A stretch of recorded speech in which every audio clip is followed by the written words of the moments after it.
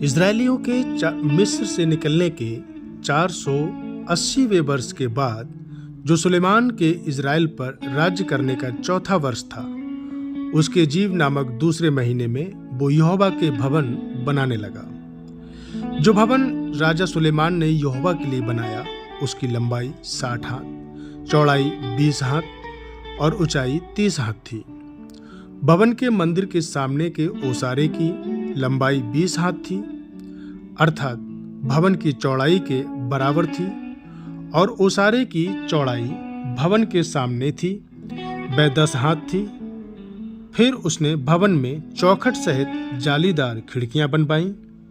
उसने भवन के आसपास की दीवारों से सटे हुए मंदिर अर्थात दर्शन स्थान की दीवारों को बनाया, जो उसके आसपास कई मंजिलें थीं, और कोठरियां बनाई।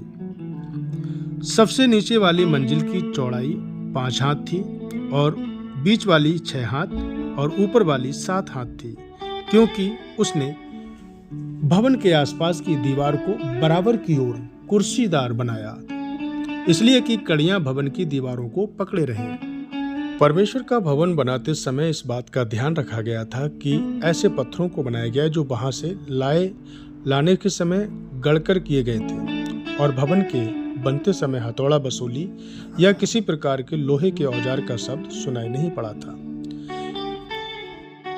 पूरे भवन को सुलेमान ने सोने से मढ़वाया। उसमें करूब बनवाए। एक करूब की ऊंचाई 10 हाथ थी, वहीं एक करूब दूसरे करूब से नहीं, उसके पंख नहीं लगते थे। एक करूब की ऊंचाई 10 हाथ की थी, दूसरे की ही भी इतनी थी। उसने करूबों को भीतर वाले स्थान में धरवा दिया। उसने भवन की दीवारों पर बाहर और भीतर चारों ओर करूब, खजूर और खिले हुए फूल खुदवाए। भवन के भीतर और बाहर वाली कोठरियों के फर्श उसने सोने से मढ़वाए। पवित्र स्थान के प्रवेश द्वार के लिए उसने जैतून की लकड़ी के दरवाजे लगवाए, और जैतून चौखट के सिरहाने और बाजुओं की बनावट पंचकोणीय थी। दोनों दरवाजे जैतून की लकड़ी के बने हुए, जिस पर खिले हुए फूल थे, और चोखे सोने से उन्हें मढ़वा दिया।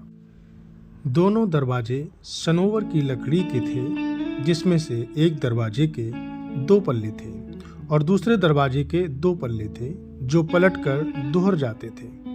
उन पर भी उसने करूब और खजूर के वृक्ष और खिले हुए फूल खुदवाए, और खुदे हुए काम पर उसने सोना मढ़वा दिया।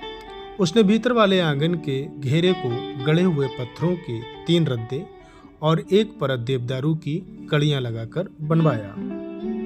चौथे वर्ष के जीव नामक महीने में यहोवा के भवन की नींव डाली गई थी, और 11वें वर्ष के बूल नामक 8वें महीने में वह भवन उस सब समेत जो उसमें उचित साजा गया था बन चुका। इस रीति से सुलेमान को उसके बनाने में 7 वर्ष लगे थे।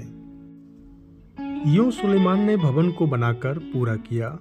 उसने भवन की दीवारों पर भीतर की ओर देवदारू की तख्ताबंदी की, और भवन के फर्श से छत तक दीवारों का भीतर से उसको तख्तों से बनाया, और भवन के पीछे की ओर भी उसने 20 हाथ की दूरी पर फर्श ले दीवारों पर ऊपर देवदारू लकड़ी को लगा दिया। फिर सुलेमान ने भवन को भीतर चोखे सोने से मढ़वाया, और पवित्र स्थान के सामने सोने की सांकलें लगाईं, उसको भी सोने से मढ़वाया। उसने पूरे भवन को सोने से मढ़वाकर उसका काम पूरा किया। पवित्र स्थान की बेदी पूरी रीति से उसने सोने से मढ़वा दी।